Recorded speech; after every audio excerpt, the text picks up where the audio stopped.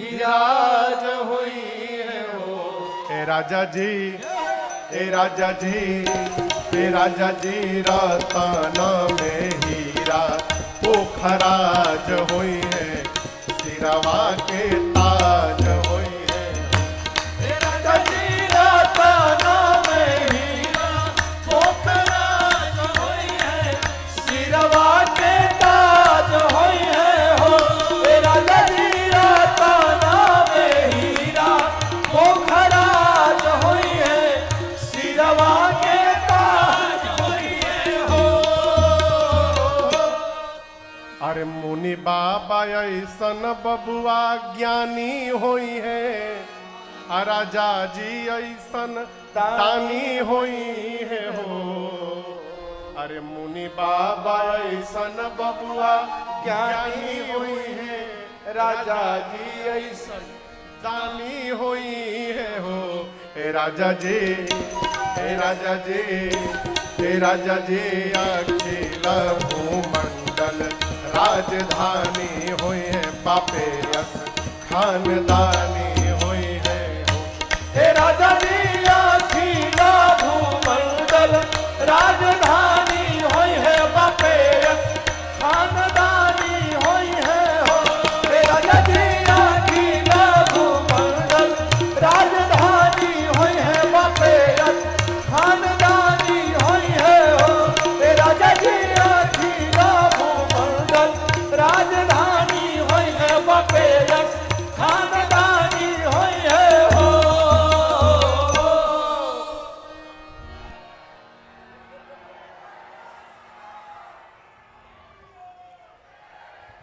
बैठ जाइए, बैठ जाइए। हाँ, कई लोग के जगह ही चल गई हुई। बधाई गाने वाले आए, बधाई गाएं, बधाई पाएं, जय जयकार करते हुए वापस गए। भगवान शंकर कैलाश में बैठकर मां पार्वती से कह रहे हैं, देवी एहि विधि राम जगत पितु माता। भगवान शिव बोले, देवी इसी प्रकार जो राम जी पूरे जगत के माता पिता हैं, आज अयोध्या वासियों को सुख देने के लिए बालक बने हुए हैं। देखिए, जगत को सुख देना है तो अपने को नीचे उतारना पड़ेगा। स्वामी विवेकानंद जी का एक शब्द वाक्य मैं आपको निवेदन करूं, ये उनका वाक्य है, मैंने कहीं पढ़ा था पुस्तक में। कहते हैं, यदि परिवार को सुखी करना है तो अपने सुख का त्याग करना पड़ेगा। समझ रहे हैं? परिवार को सुखी करना है तो अपने सुख का त्याग करना पड़ेगा। गांव को सुखी करना है तो परिवार के सुख का त्याग करना पड़ेगा। आगे सुनिए, प्रदेश को सुख पहुंचाना है तो गांव से बाहर निकलना पड़ेगा। राष्ट्र को सुख देना है तो प्रदेश को सुख का त्याग करना पड़ेगा। और यदि पूरे जनमानस को सुख देना है तो सर्वस्व का त्याग करना पड़ेगा। ये स्वामी विवेकानंद जी के शब्द हैं। शंकर जी कहते हैं, जो जगत के माता पिता हैं, यही विधि राम जगत पितु माता, कौशलपुर वासिन सुखदाता। आप दर्शन करिए, भगवान अयोध्या वासियों को सुख देने के लिए कहां जगत के पिता हैं, पुत्र बन करके गोद में खेल रहे हैं। नीचे उतरना पड़ेगा है? बिना नीचे उतरे अपने ऊंचाई से हम जगत को सुख देने वाले नहीं हैं। पार्वती मैया ने कहा, प्रभु अयोध्या में तो सबको सुख मिल रहा है। शंकर जी बोले, सबको नहीं मिल रहा है। मां बोली, प्रभु अयोध्या में सबको सुख नहीं मिल रहा। बोले, नहीं सबको नहीं मिल रहा है। किसको मिल रहा है? तो शंकर जी कहते हैं कि जिन रघुनाथ चरण रतिमानी, तिनकी यह गति प्रगट भवानी। जिस जिस मनुष्य ने अपने मन के तार को परमात्मा के चरण में बांध रखा है। देखिए, राम जी का एक शब्द मैं कहूं, राम जी का वाक्य, सुंदरकांड का प्रसंग है। राम जी विभीषण जी से कहते हैं, मित्र, माता पिता भाई बहन जगत में जितने संबंध हैं, सभी संबंधों को बाती बना करके, उस संबंध में जो प्रेम है उस प्रेम की बाती बना करके, बाती समझ रहे हैं ना, डोरी बना करके, और उस डोरी को मेरे पांव में जो बांध करके बैठा है, सबके ममता ताग बटोरी, मम पद मन ही बांधी बड़ी डोरी। ऐसे व्यक्ति को मालूम है मैं कैसे रखता हूं? शंकर राम जी कहते, जिस प्रकार लोभी व्यक्ति के हृदय में धन रहता है, उसी प्रकार उस व्यक्ति को मैं अपने हृदय में बसा करके रखता हूं। अस सज्जन मम उर बस कैसे, लोभी हृदय बसई धनु जैसे। जो राम जी के चरणों में प्रीति करता है, उसी को केवल सुख मिल सकता है। यहाँ पंडाल में आप हजारों लोग बैठे हैं, जो राम जी के चरण में प्रेम करते होंगे, वो घड़ी नहीं देख रहे होंगे, और जो बरबस लाए गए होंगे, वो हर 5 मिनट बाद बगल वाले से पूछेंगे, कबले बोली है महाराज। सबसे अच्छा मोबाइल में देखो कथा। क्यों? जब मन करे महाराज के मुंह पर मारो, महाराज चुप। रोकने वाला बटन होता है ना, वो मुंह पर आवत है, एक बार ठोको, चुप। और तबले महाराज ना बोलिए, तबले दोबारा ठोकेंगे ना। मन भगवान में यदि लग रहा है, ये सुख का परम स्रोत है। शंकर भगवान कहते हैं, देवी इस बात को बड़ी गंभीरता से समझिएगा। भगवान से विमुख होकर मनुष्य करोड़ों उपाय करे, वो भव बंधन से मुक्त होने वाला नहीं है। एक मैं आपको कथा सुनाऊं। कई लोग हमसे एक प्रश्न किए कि महाराज, भगवान भक्तों को हमेशा कष्ट क्यों देते हैं? भक्तों की परीक्षा, कड़ी कड़ी परीक्षा क्यों लेते हैं भगवान? आपको भी ऐसा लगता है? मैं पूछ रहा हूं, भगवान भक्तों की कड़ी परीक्षा क्यों लेते हैं? भारत का सबसे कठिन परीक्षा कौन सा है, पता है आपको? बोलिए। हाँ, यूपीएससी, आईएएस, पीसीएस का जो एग्जाम है, वो सबसे कठिन परीक्षा है। कई लोग जीवन कई बार देते लेकिन पास नहीं हो पाते। लेकिन आप बताओ, उसको जो एक बार पास कर लेता है, तो फिर उसके जीवन में कैसा बदलाव आता है? सड़क पर बैठने वाला जीव भी यदि उस परीक्षा को पास कर ले, तो एक परीक्षा केवल पास करने के बाद वो शिखर पर पहुंच जाता है। मैं क्यों कह रहा हूं? यदि भगवान आपकी कड़ी परीक्षा ले रहे हैं, तो इस बात को मान करके बैठिए कि वो आपको शिखर पर पहुंचाना चाहते हैं। अपनी पूरी ऊर्जा से परीक्षा दीजिए। वहां रोने का विषय नहीं है, वहां परीक्षा में उत्तीर्ण होने का प्रयास करिए। एक बार पास हो जाइएगा परीक्षा में, ठाकुर जी आपको शिखर पर पहुंचा देंगे। फिर जीवन में हमेशा आनंद ही आनंद बना रहेगा। भगवान शंकर कहते हैं, भगवान से विमुख होकर जीवन में सुख मिलेगा? असंभव। जिस प्रकार सूर्य से विमुख होकर खड़े हो जाइए, आपकी परछाई आपके सामने खड़ी रहती है। आप समझ रहे हैं? सूर्य से उल्टा खड़े हो जाइए मुंह करके, आपकी परछाई कहां रहेगी? आपके सामने रहेगी। अब आप भागते रहिए कि हम परछाई को हरा देंगे। आप कितना भी भागिएगा, परछाई आगे आगे दौड़ेगी। यदि परछाई से पीछा छुड़ाना है, परछाई को पीछे छोड़ना है, तो भागने की आवश्यकता नहीं है, आपको अपनी दिशा बदलने की आवश्यकता है। भगवान सूर्य की ओर मुख करिए, बिना दौड़े परछाई पीछे चली जाएगी। उसी प्रकार रघुनाथ जी की ओर मुख कर लीजिए, जीवन की सारी समस्या अपने आप पीछे चली जाएगी। हमको सामने विपत्ति इसलिए दिखाई पड़ती है कि हम भगवान से विमुख होकर के खड़े हैं।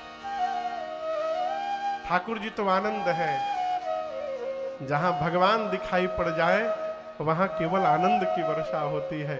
शंकर भगवान कहते हैं, देवी मन क्रम वचन छाड़ी चतुराई, भजत कृपा करी हहीं रघुराई। कुछ ना करिए, चतुराई का त्याग करके भगवान का भजन करिए। अब भजन करने का क्या मतलब है? भजन करने का मतलब ये नहीं कि ढोल मजीरा झाल तबला नाल हारमोनियम लेकर के झमर झम झम झम पीट रहे हैं। हम तो भजन कर रहे हैं, भजन नहीं है। एक बात बोले हम आप लोगों से, बुरा नहीं मानिएगा ना। जागरण आप लोग भी सुनते होंगे, कहीं कहीं पर जागरण में इतना तेज बाजा बजता है, इतना तेज बाजा बजता है कि वहां कान नहीं दिया जा सकता। सोचिए उतनी तेज आवाज में भगवान वहां होंगे? हा? ये भजन नहीं है। भजन क्या है? कहीं देख दुखिया गर दुखी तेरा मन है, यही तो भजन है, यही तो भजन है। किसी को देख करके यदि आपके मन में एक कहानी सुनाऊं। एक राजा थे। कौन था? राजा का नियम था कि उनके सामने जो भी आकर जो भी मांग दे, राजा उसको दे देते थे। किसी को भी राजा ने जीवन में नाम नहीं बोला, लेकिन मांगना पड़ेगा आपको। एक बार राजा अपने मंत्री के साथ रथ पर बैठकर कहीं जा रहे थे। तब तक दूर एक पेड़ के नीचे एक भूखा बूढ़ा आदमी बैठा था। इतना भूखा कि उसकी पेट और पीठ दोनों भूख के कारण सट के एक हो गई थी। राजा ने देखा तो रथ रोका और अपने मंत्री से कहा कि जाओ उस बाबा से पूछो उनको क्या चाहिए। मंत्री ने जाकर कहा, बाबा अमुक देश के राजा हैं, इनको दानवीर कहा गया है, इनकी दान की चर्चा पूरे जगत में है, आपका सौभाग्य है, इनकी दृष्टि आपके ऊपर पड़ गई है, कहिए क्या चाहिए आपको। उस बूढ़े बाबा ने कुछ बोला नहीं। कई बार मंत्री ने पूछा, बाबा ने कुछ नहीं कहा तो मंत्री ने आकर राजा से कहा, सरकार वो तो बोल ही नहीं रहे। अब राजा उतरा रथ से, गया, जाकर प्रणाम करके कहा, बाबा मैं अमुक देश का नरेश, मेरे द्वार से कोई आज तक खाली नहीं गया, बताइए आपको क्या चाहिए। तो बूढ़े बाबा देखकर मुस्कुराते रहे, कुछ बोले नहीं। जब 3-4 बार राजा ने पूछा तो बाबा ने कहा, मैं क्या बोलूं तुमसे, मुझे देखने के बाद भी यदि तुमको पता नहीं चल पा रहा है कि मुझे क्या चाहिए, तो मैं तुमसे क्या बोलने जाऊंगा, मुझे कुछ नहीं चाहिए। ये कथा कहती है, बोलने के बाद यदि आप दया कर रहे हैं, यह दया नहीं है। चला जी, आप चल रहे हैं और यदि राम जी तो कहते हैं कि परहित बस जिनके मन माही। परहित समझ में आ रहा है? परहित मने पर का हित करना। ये पर कौन है? भतीजा, भगीना, फूफा, मौसा, मामा, चाचा, इन सब का हित करिए। मेरे सामने की घटना है, अयोध्या में मैं महाराज श्री के साथ बैठा था, एक माई आई चाचा जी, 10 साल पहले की बात है। बोली, सरकार आपकी कथा सुनकर जीवन में बड़ा बदलाव हुआ, अब मैं भी परसों परहित करके आई हूं। महाराज जी बोले, का की तुम परसों परहित? बोली, महाराज एक ठे वॉशिंग मशीन खरीद के बेटी को दे करके आई हूं। महाराज जी बोले, तुम इसको भी परहित में गिन करके बैठी हो? पर कौन? जो न आपको जाने, जिसको न आप जाने, जिससे आपका कोई संबंध नहीं है, ऐसे किसी जीव का यदि आप हित कर रहे हैं, इसका नाम है परहित। और राम जी कहते हैं परहित बसा जिन के मान माही तीन कहूँ जग दुर्लभ कछु नाहि। राम जी कहते परहित करे चाहे न करे, यदि परहित करने का भाव भी मन में आ गया, कितनी छूट, आप दर्शन करिए। परहित करिए चाहे मत करिए, परहित करने का भाव भी यदि मन में जग गया, राम जी कहते हैं उस मनुष्य के लिए संसार में कुछ भी दुर्लभ नहीं है, वो कुछ भी प्राप्त कर सकता है। ये क्या है महाराज, आप सड़क पे चल रहे हैं, कोई भूखा दिखाई पड़ गया, आपके मन में भाव आ गया, काश यदि हमारे पास पैसा रहता ना, हम इनको एक रोटी खिला देते। इतना भी यदि मन में आ गया, ये उद्धार कर देगा आपका, ये कल्याण कर देगा। यदि इस प्रकार की हमारी भावना है तो हर श्वास में हमसे भजन हो रहा है। यही जीवन का वास्तविक भजन है, यही तो भजन है, यही तो भजन है। एक दिन मां कौशल्या ने राम जी को सुंदर स्नान करके सजाया है, पालने में सुलाया है मैया ने, और उसके बाद अपने कुल के इष्ट भगवान श्री रंगनाथ की पूजा करने के लिए मां स्वयं स्नान की। स्नान करके मैया कुछ पकवान बनाई और जाकर मैया ने मंदिर में भोग लगाया ठाकुर जी को। भोग लगाते समय देखना नहीं चाहिए, बात तो बहुत कड़वी है।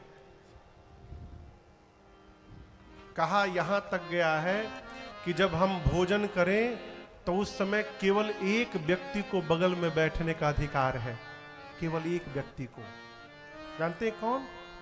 जन्म देने वाली मां। बस मां ही है जिसकी नजर नहीं लगती संतान को, बाकी किसी की भी नजर लग सकती है। पाएंगे देवताओं पर प्रहार कर दिया, रावण का बेटा गया, देवताओं के राजा इंद्र को ही जीत के ले आया, मेघनाथ, इसलिए उसका नाम इंद्रजीत पड़ा। अब रावण सोचा कि बानर मार सकता है, तो पता लगाओ धरती पर सबसे बड़ा बानर कौन है, वीर। तो बानरों के राजा बाली का नाम सामने आया। रावण चला बाली से युद्ध करने, और हम आपको बताएं पहले दिन ही बाली ने रावण को उठाया और उठा के ऐसा पटका रावण को, केवल पटका नहीं, धोबी पछाड़ पटक के और उठा करके रावण को समेट के यहां बगल में दबा लिया। कितने दिन दबाया रहा मालूम है? 6 महीना। 6 महीना रावण को बगल में दबाकर बाली पूरा वर्ल्ड टूर किया। जहां भी जाता था कहता था देखा देखा रावणवा, देखा देखा देखा दबैले बानी। रावण सोचा ही तो मार डालेगा, बहुत वीर है, तो लालच देकर रावण ने बाली को अपना मित्र बना लिया। अब सोचा जब बानरों का राजा ही मेरा मित्र हो गया तो मुझे कौन बानर मारेगा, अब बानर नहीं मार पाएंगे। मनुष्य का पता करो, कोई मनुष्य मेरे बराबर है? तो पता लगाकर उसके सेवक बोले कि एक मनुष्य आपके जैसा दिख रहा है। कौन? विश्वामित्र। बोले कैसे? उसने कहा कि महाराज आप ब्राह्मण हैं, आप शास्त्र जानते हैं, राजा हैं, शस्त्र चलाना भी जानते हैं। विश्वामित्र जी शरीर से क्षत्रिय हैं। उत्तर प्रदेश में एक जिला है गाजीपुर। गाजीपुर का कोई है यहाँ? गाजीपुर के भी हैं। गाजीपुर का नाम पहले था गांधीपुर। मुगल आए तो गांधीपुर को गाजीपुर कर दिए। महाराज गांधी के पुत्र हैं विश्वामित्र जी। तो बोले कि शरीर से क्षत्रिय है इसलिए शस्त्र चलाना जानते हैं, और अब महामुनि बन गए हैं तपस्या करके, तो शास्त्र भी जानते हैं। तो जितना आप जानते हैं रावण से कहा उतना वो भी जानते हैं।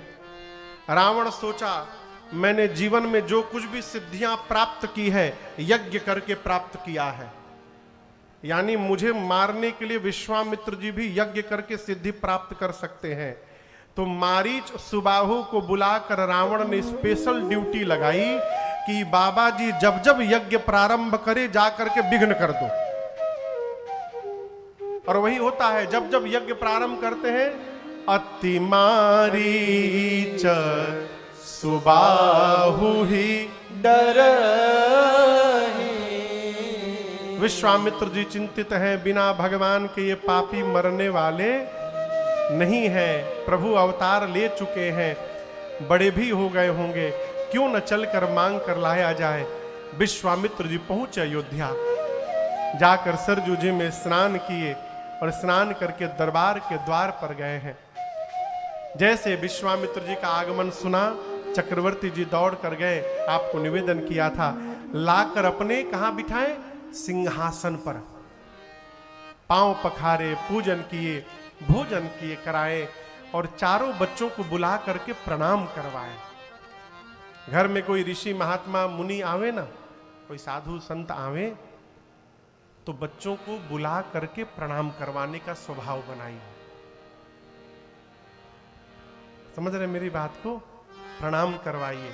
क्यों? बचपन से आदत बना रहेगा ना, तो बड़े होने के बाद भी प्रणाम करते रहेंगे। और आधुनिक स्टाइल में प्रणाम न करवाइए। आधुनिक स्टाइल का प्रणाम तो भगवान ने मालिक है। न जाने ध्यान सावधान न रहिए तो न जाने सामने वाला का छू के प्रणाम कर देगा, आप सोच नहीं सकते।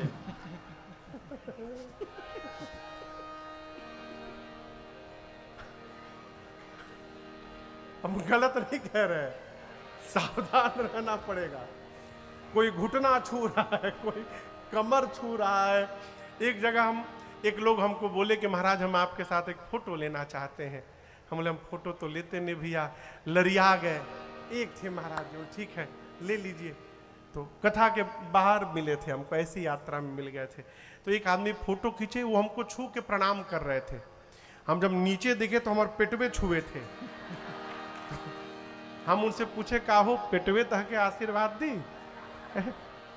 सावधान, नियम है चरण छूकर प्रणाम करना।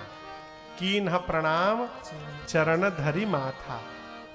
और बच्चे बाद में करे, पहले बाबूजी प्रणाम करें। क्यों? बच्चे वही करते हैं जो पिताजी करते हैं। पिताजी यदि प्रणाम नहीं करेंगे तो बच्चे प्रणाम करने वाले नहीं है। महाराज ने चारों बच्चों को बुला करके प्रणाम करवाया है। और उसके बाद विश्वामित्र जी से बोले, कहिए आप क्यों आए हैं? कि ही कारण आगमन तुम्हारा। हे विश्वामित्र जी, आप अपने आने का कारण बताइए। केवल आप कहने में विलंब कर रहे हैं, आप कह देंगे तो मैं पूरा करने में विलंब नहीं करूंगा, तुरंत करूंगा। विश्वामित्र जी बोले, महाराज असुर समूह सतावहि मोहि, अब मैं जाचन आयऊं नृप तोहि। महाराज मुझे असुरों का समूह सता रहा है, मैं आज आपसे कुछ मांगने आया हूं। विश्वामित्र जी की बात सुनकर दशरथ जी बोले, मांगिए मांगिए, क्या चाहिए, जो मांगिएगा दूंगा। विश्वामित्र जी मांग लिए, क्या दीजिए? अनुज समेत देहु रघुनाथ। क्या मांग लिया? छोटे भैया के साथ राम जी को दे दीजिए। किसके साथ दे दीजिए? जोर से बोलिए। छोटे भैया के साथ। लक्ष्मण जी नहीं बोले, अनुज समेत। तो राम जी के अनुज कौन है? सबसे पहले अनुज कौन है? भरत जी। तो जाना तो भरत जी को चाहिए, लक्ष्मण जी कहां चले गए? आप दर्शन करिए, जब दशरथ जी ने प्रणाम करवाया ना बुला करके, तो सबसे पहले राम जी प्रणाम किए। राम जी प्रणाम किए विश्वामित्र जी को, प्रणाम करके इधर आकर के बैठ गए बाएं साइड में। राम जी के बाद कौन प्रणाम करेगा? भरत जी। भरत जी प्रणाम करके राम जी के पीछे नहीं बैठे, भरत जी दाहिने तरफ आकर के बैठ गए। सोचिए यदि यहाँ बैठूंगा तो बैठा भी रहूंगा और सामने अपने भैया को देखता भी रहूंगा, दर्शन भी प्राप्त होता रहेगा। तो भरत जी दाहिने बैठ गए, लक्ष्मण जी प्रणाम करके राम जी के पीछे बैठ गए और शत्रुघ्न जी प्रणाम करके भरत जी के पीछे बैठ गए। विश्वामित्र जी समझ गए, लगता है ये वाले जो भाई साहब हैं यही राम जी के साथ रहते हैं। तो इशारा करके कहा, अनुज समेत देव रघुनाथ। इन छोटे भैया के साथ राम जी को दे दीजिए। क्या हुआ हो, दशरथ जी का चेहरा उतर गया। विश्वामित्र जी बोले, महाराज दान दे रहे हैं, देना है तो प्रसन्न मन से दीजिए, तो मना कर दीजिए। देहु भूप मन हर्षित। अज्ञानी बने हुए हैं, इस मोह और अज्ञान का त्याग करिए महाराज। आप देंगे तो आपकी कीर्ति बढ़ेगी और आपके बच्चों का कल्याण होगा। यहां दर्शन करिए, दशरथ जी महाराज को विश्वामित्र जी ने अज्ञानी कह दिया। तजहु मोह अज्ञान। ब्रह्म को जन्म देने वाला पिता अज्ञानी है। जिन दशरथ जी के बारे में गोस्वामी जी कहते हैं धर्म धुरंधर गुणनिधि ज्ञानी, उनको विश्वामित्र जी अज्ञानी बोल रहे हैं। क्या मैं पूछ रहा हूं, क्या दशरथ जी अज्ञानी हैं? आप लोग कहिए, जोर से बोलिए। तो विश्वामित्र जी बोल क्यों रहे हैं, समझिएगा। श्री चक्रवर्ती जी महाराज सोचे कि दशरथ, आज यदि तुम ज्ञानी बनोगे तो राम को देना पड़ेगा। अब वो ज्ञान ही किस काम का जिसके कारण राम ही जीवन से दूर चले जाए। यदि ज्ञानी बनने से राम को देना पड़ेगा तो आज मैं जानबूझकर अज्ञानी बन जाता। महाराज जानबूझकर अज्ञानी जैसा व्यवहार करने लगे।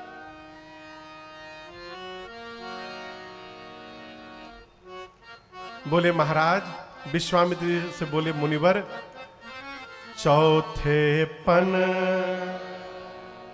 पायौ सुत चारी। मैं अपने जीवन के चौथे पन में 4 पुत्र पाया हूं। मैंने आपको मांगने के लिए कह दिया, इसका अर्थ यह नहीं होता है कि आप कुछ भी मांग लेंगे मेरे से। आपको मांगने का ढंग नहीं आता। क्या मांगना चाहिए, कैसे मांगना चाहिए। आपने मुझसे राम को मांगा है ना, राम में 2 अक्षर है, रा और म।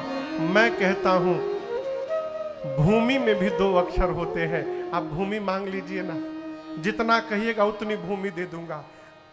धन में भी 2 अक्षर है, धन में धन मांग लीजिए, जितना कहिएगा धन दे दूंगा।